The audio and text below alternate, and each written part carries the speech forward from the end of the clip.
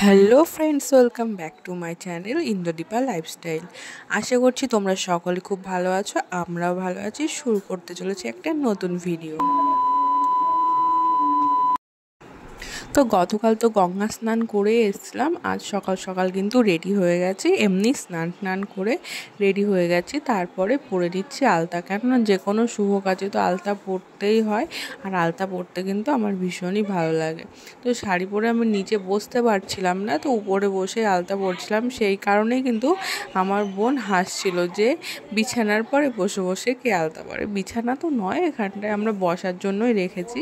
তো আমরা আমি বসে বসে আলতাটা পরে নিচ্ছি। ওদিকে কিন্তু আমি সুনুমাকেও রেডি করিয়ে দিয়েছি।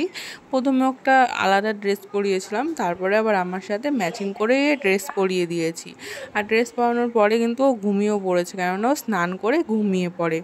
আর দেখো আমি ওই ঠাকুমার জন্য কী নিয়েছি। ঠাকুমার জন্য নিয়েছি সায়া আর একটা গ্রিন কালারের ব্লাউজ, আর এই শাড়িটা, জামদানি শাড়িটা ওনার হয়তো ভালোই লাগবে। প্রথমে সুনুমাকে এই ড্রেসটা পরিয়ে দিয়েছিলাম ঘুম থেকে, মানে স্নান করানোর পরে।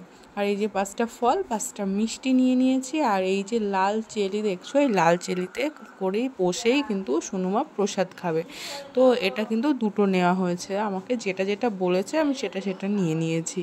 আর ঠাকুর পুজোর জন্য কিন্তু বাতাসা আর ধূপকাঠি নিয়েই নিয়েছি। আর ওনাদের বাড়ির জন্য নিয়ে নিয়েছি মিষ্টি, 2 রকমের, সাদা কালো মিষ্টি, আর ওনার জন্য দইও নিয়েছি। তো আমরা কিন্তু টুকটুকি করে পৌঁছে গেছি ওনাদের বাড়িতে। আর এই দেখো আমার সুনুমাকে মায়ের চরণে কিন্তু শুইয়েও দেওয়া হয়েছে। এবার পুজোর জোগাড় জানতি শুরু হবে। আমিও কিন্তু সুনু মায়ের জন্য সকাল থেকে উপোসই ছিলাম। সুনু মায়ের মুখে প্রসাদ দেওয়া হবে, তারপরে কিন্তু আমি এখানকার প্রসাদ নিয়ে তারপরে খাবার খেতে পারবো। তো এখানকার প্রসাদগুলো জোগাড় করতে হবে। প্রসাদ আমার শাশুড়ি মা দেবাঙ্গনা বিশ্বাস। তারপরে এই যে ঠাকুর দেবাঙ্গনা বিশ্বাস বসে গেছেন। এখন জিজ্ঞাসা করছিল যে আমার মেয়ের নাম কি। অনেকে কমেন্টে জিজ্ঞাসা করো, দিদিভাই তোমার মেয়ের নাম কি? আমার মেয়ের নাম হলো দেবাঙ্গনা বিশ্বাস। তোমরা কিন্তু অনেকেই জানতে চাও আমার মেয়ের নাম কি। তো আমার মেয়ের নামটা কিন্তু তোমাদেরকে বলে দিলাম। তারপরে মায়ের নামে যেগুলো নিয়ে গেছি সব কিছু দিয়ে কিন্তু মাকে পুজো দেওয়া হলো।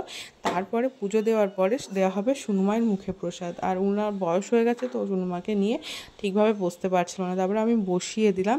আর উনি বলছে যে মেয়ের মুখে প্রসাদ আমাকে দেখতে নেই, তাই আমি তখন পিছন ঘুরে গেছিলাম। আর ও কিন্তু প্রসাদটা খেয়েছে খুব শান্তভাবেই, কিন্তু তারপরে যখন ওকে চন্দন পড়াচ্ছিল ও কিন্তু ভীষণই কান্না করছিল। আর এখানে আমার নামে একটা ভাড়া বাঁধা ছিল, তো ওই ভাড়াটাই খুলছিলাম। ভাড়াটা খুলে আমি ঠাকুরকে প্রণাম করলাম। ওনাকে প্রণাম করে ভাড়া খোলার দরুন ওনাকে 2000 টাকা দিয়েছি আমি। ব্যাস, আর কিছুই না। তারপরে ওনারা কিন্তু আমাদের জন্য প্রসাদের ব্যবস্থা করেছিল। তো প্রসাদ খেয়ে নিয়ে আমরা কিন্তু তাড়াতাড়ি বাড়ি চলে এসেছিলাম। এই গরমের মধ্যে মানে খুবই কষ্টকর ব্যাপার।